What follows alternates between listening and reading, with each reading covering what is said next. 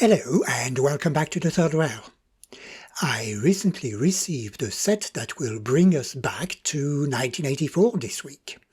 It is one of the years I am particularly fond of in the collection. If we look at the 1984 catalogue, the format has been tweaked a bit compared to previous years. The 1970s colours have disappeared and the models are now cleanly laid out against a lighter background. The photography has been improved, and as a result of all the adjustments, the catalogue now looks more modern and focused. If we flick towards the end, we find a few pictures of a layout that made me dream at the time, and it still does a bit today, with its multiple layers and its minimalistic design. But let's go back to the beginning of the catalogue. There we find out that 1984 is a special year for Märklin.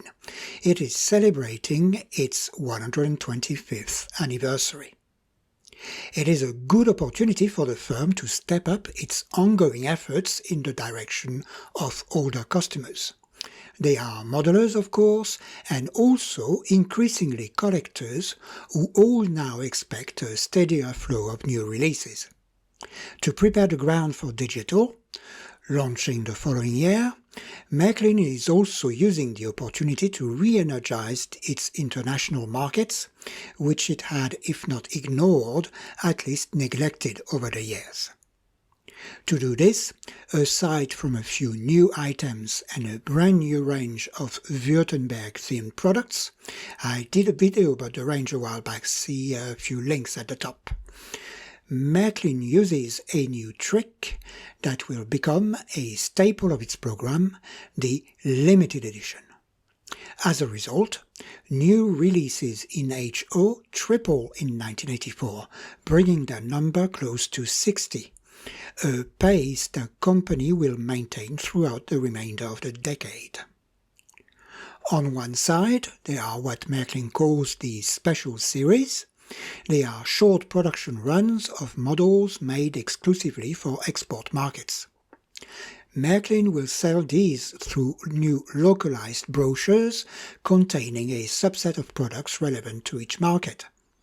To increase the desirability of these models, the availability of some of them will initially be restricted to a single region and only released for worldwide ordering a year later. The export model program was born, and a comprehensive worldwide export catalogue would follow the following years. Then we have the one-year-only or single production run series, available worldwide from day one and marketed either through the main catalogue or dedicated brochures. The formula will be tweaked over time, but it will usually consist in a series of items based around a common theme. The theme chosen for the first of such series is, of course, the 125th anniversary of the firm. Märklin has planned a series of events and new product announcements throughout 1984. In addition, marketing for digital will also start during that time. There has rarely been so much going on at the firm, and it certainly looked like Märklin was about to start a new chapter. This is reflected in the choice of items which give the 125th anniversary series a certain page-turning vibe. There is a bit of nostalgia, a bit of present, and a taste of things to come. A special packaging was designed for the series. Boxes are grey with white inscriptions and silver embossed representation of the content. There is also a 125 years anniversary logo. We find the first item in the series in the catalogue on page 42. This is set 2857, a Württemberg freight train, which you have seen before on a couple of occasions on the channel. It includes a T5 locomotive, identical to model 3312 released that year, but with a different running number, and also specially made wagons, 3 G10 wagons as well as 2 tank wagons. All the items in the set are also factory weathered. This is one of my favorite Märklin products. In fact, I like it so much I have 2 of those. The rest of the series was available to order through special Jubilee edition brochures, which were available at retailers. In the first brochure, we have a few nostalgic items in the form of re-editions of discontinued popular models made using the original tooling. There is the 2874, which is another freight train, featuring an E63 shunter, a re-edition of the legendary CE 800, later known as 3001, produced between 1953 and 1969. The only difference with the original is the running number. It's now E6304.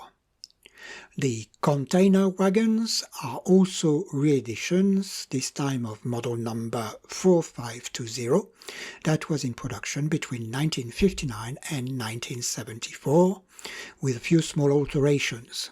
The containers now carry EFA logos instead of the original Bayer logos, and the wagons are individually numbered.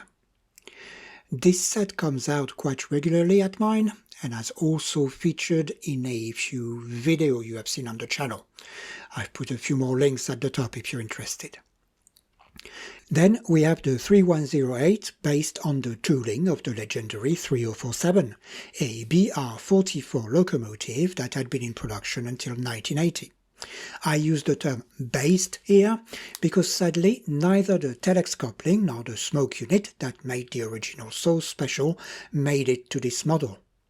The model looks cosmetically identical with a different running number, but this omission takes most of the nostalgia away, in my opinion.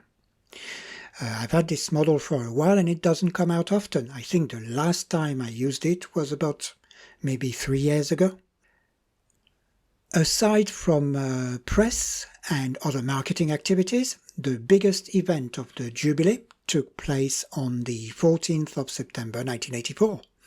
Märklin brought together a German Crocodile and a Swiss Crocodile to pull a train on one of the steepest lines in Germany, the Geislinger Steige, not far away from Göppingen.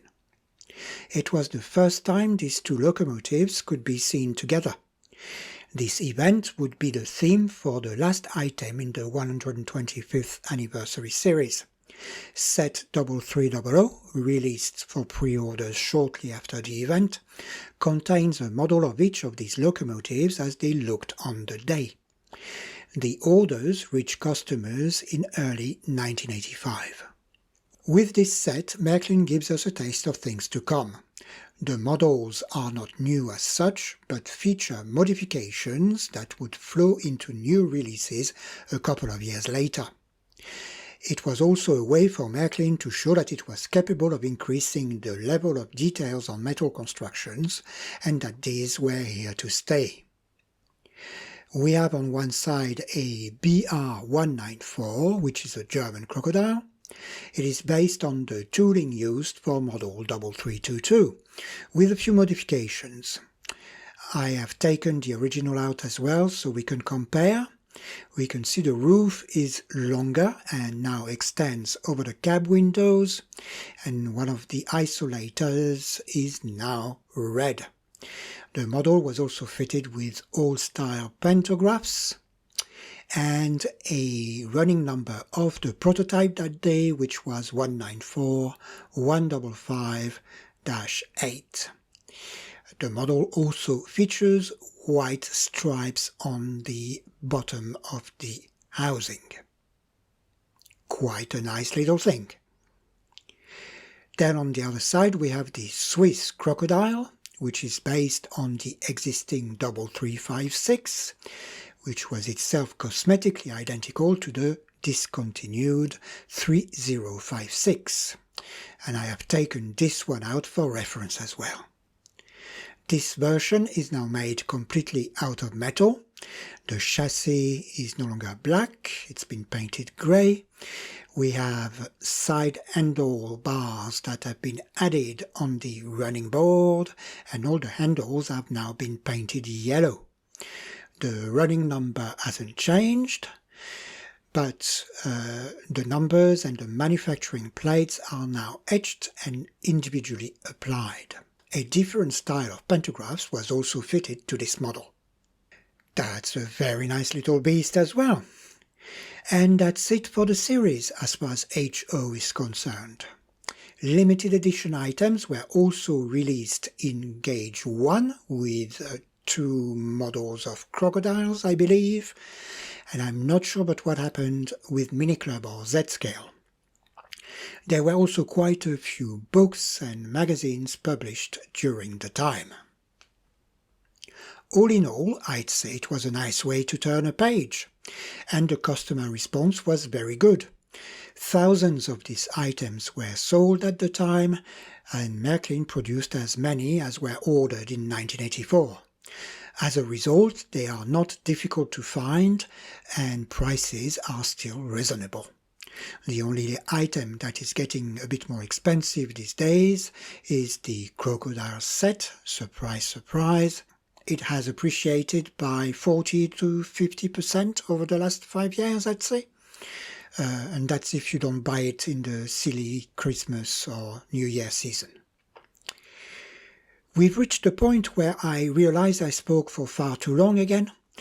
I've spent a bit of time off camera reactivating the 3300 and the 3108, so everything is now operational for the customary few impressions in various parts of the layout.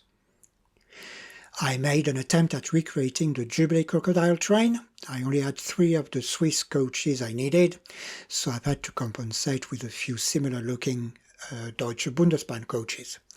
But I think it's close enough. Right, I'll hand over to the train now. I hope you enjoyed the video and the next few minutes of traffic. Bye for now.